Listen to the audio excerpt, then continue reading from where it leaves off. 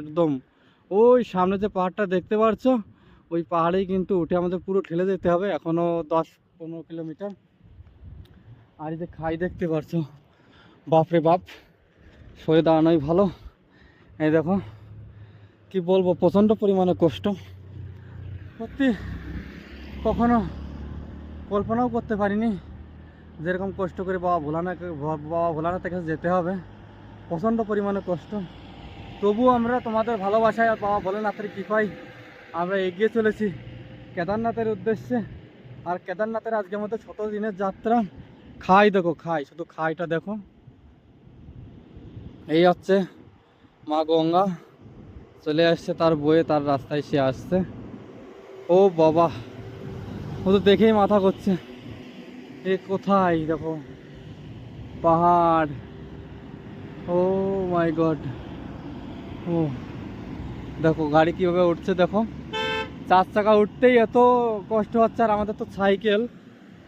শুধু খাইটা দেখো, ও বাবা বাবা, কখনো জীবনে ভাবিনি, কখনো কিন্তু জীবনে ভাবিনি যে এরকম এক্সপিরিয়েন্সও আমাদের করতে হবে। কারণ জীবনে সত্যি কথা বলতে কষ্টের ভিতর দিয়েই মানুষ আমরা। কারণ আমরা চাষি ফ্যামিলির ছেলে, সবাই কম বেশি জানো। আর চাষির ছেলে না হলে কিন্তু আজকে এই পাহাড়ে উঠতে পারতাম না। কারণ ওই এসির ভিতর থেকেই পাহাড়ে সাইকেল নিয়ে ওঠা কোনোদিনও সম্ভব না। আমার বন্ধুর তো হালাত আজকে খারাপ, কারণ প্রচণ্ড পরিমাণে চড়াই, তোমরা বুঝতে পারছো। এই দেখো, পাহাড়ে কিন্তু ম্যাগি ছাড়া কিছু পাওয়া যায় না। আর এখন আমরা ম্যাগি খাচ্ছি, 1 প্লেট ম্যাগির দাম কিন্তু 50 টাকা। তো এই হচ্ছে ম্যাগি, দেখতেই পাচ্ছ, ছোট্ট একটা প্লেট। আর ওখানে আমার বন্ধু ম্যাগি খাচ্ছে। আর এই হচ্ছে পাহাড়ের ভিউটা। তো আর বেশি কথা বলবো না, এখন খাওয়া দাওয়া করে তারপরে তোমাদের সাথে আবার কথা বলছি যেতে।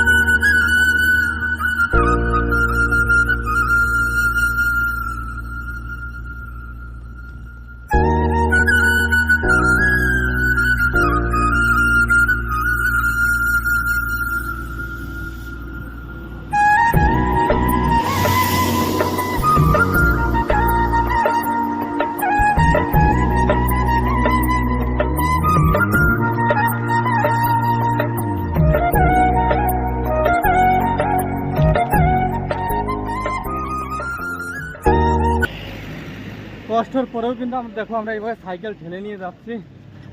আর চারিদিকের ভিউটা তো একটা, মানে এর কোনো তুলনা হয় না। কি বলবো, প্রচণ্ড পরিমাণে কষ্ট, সাইকেল ঠেলে নিয়ে উঠছি। সকাল থেকে আমরা সাইকেল ঠেলছি। আর আজকে আমাদের 17 দিনের যাত্রা, আমরা পাহাড় পেরিয়ে উঠছি। পাহাড় দেখো বাবা, সত্যি কথা, পাহাড় দেখো, আমায় অত ভয়ে গা হাত পা ঠান্ডা হয়ে আসছে, শুধু পাহাড়টা দেখো। আর এই পাহাড়ে প্রচণ্ড পরিমাণ ধস নামে। তো আমরা কিন্তু এখন কোথায় আছি জানি না। আমরা সকাল 7টার থেকে শুধু পাহাড়ে এই সাইকেল ঠেলেই উঠছি। এখন কিন্তু বিকাল 3টে বাজে, এখনও সাইকেল ঠেলার তলেই আছি আমরা। এখন কত কিলোমিটার এসছি আমরা তাও জানি না। পুরো চারিদিকে যেদিকে তাকাবে তোমরা সেই দিকেই পাহাড়।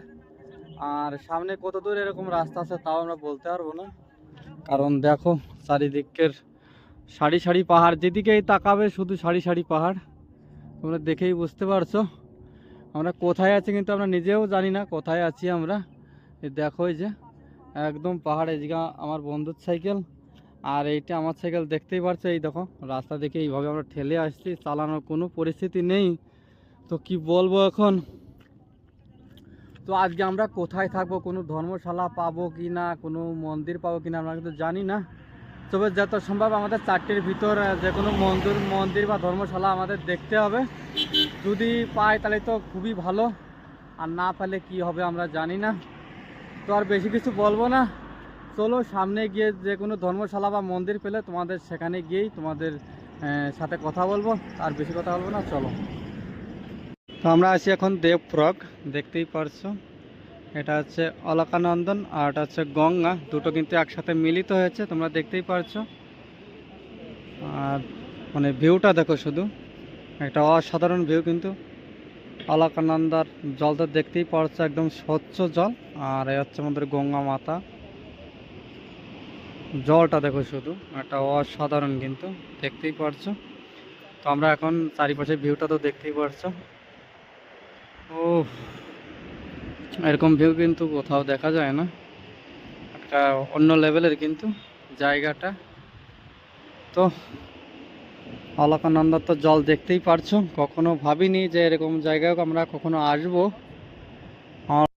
তো বাবা ভোলেনাথের কৃপায় আর তোমাদের সবার আশীর্বাদে আমরা ফাইনালি থাকার জায়গা পেয়ে গেছি। আমরা আছি একটা রাম মন্দিরে, রাম মন্দিরটা তোমাদের আগে দেখাই। এই হচ্ছে রাম মন্দির, আর রামের যে ভক্ত সে কিন্তু দেখতেই পারছো উপরে আছে সে।